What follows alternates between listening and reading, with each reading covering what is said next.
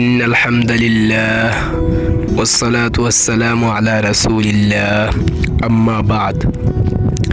প্রিয় শ্রোতাবৃন্দ, আশা করি আপনারা সবাই অনেক ভালো আছেন। আমিও আল্লাহর রহমতে এবং আপনাদের অশেষ দোয়ায় আলহামদুলিল্লাহ অনেক ভালো আছি। তবে কিভাবে ভালো থাকা যায় সেই গণতন্ত্রের অধীনে প্রতিষ্ঠিত বাংলাদেশে কিভাবে ভালো থাকতে পারি আমরা, একজন মুসলমানদের দুর্বিষিকাময় মুহূর্তগুলো দেখে আমরা কিভাবে তাদের লাঞ্ছনার দিকে ভ্রুক্ষেপ করেও আমরা ভালো থাকতে পারি।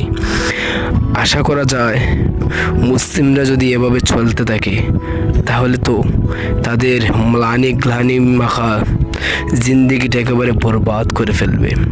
আসলে প্রিয় ভাই ও বন্ধু, আমরা সবাই এগিয়ে আসি। আমরা সবাই আল্লাহর দ্বীনকে আঁকড়ে ধরতে সক্ষমতা সম্পন্ন ব্যক্তিদের কাছে এগিয়ে আসি। আমরা এগিয়ে আসি আল্লাহ পাক রব্বুল আলামিনের অশেষ মেহেরবান সংকলিত বান্দাদের কাছে। আশা করা যায় মহান রব্বে পাক আমাদেরকে একদিন বিজয় দান করবেন।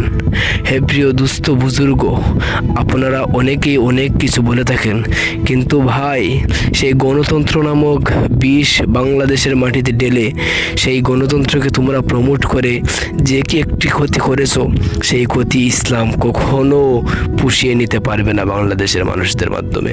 অবশ্যই তা কেবলমাত্র গুটি কয়েকজন মানুষ যদি তারা একেবারে নির্বিঘ্নে আল্লাহর রাস্তায় অভিযান পরিচালনা করে তাহলে কেবলমাত্র তাদের পক্ষে সম্ভব। আসলে প্রিয় ভাই আমার, আপনিও তৈরি থাকুন, একদিন ডাক আসবে, আমরা সবাই ঝাঁপিয়ে পড়ব। হে ভাই, আপনি তৈরি থাকুন, এই অধমের পক্ষ থেকে একটি বাণী গ্রহণ করুন।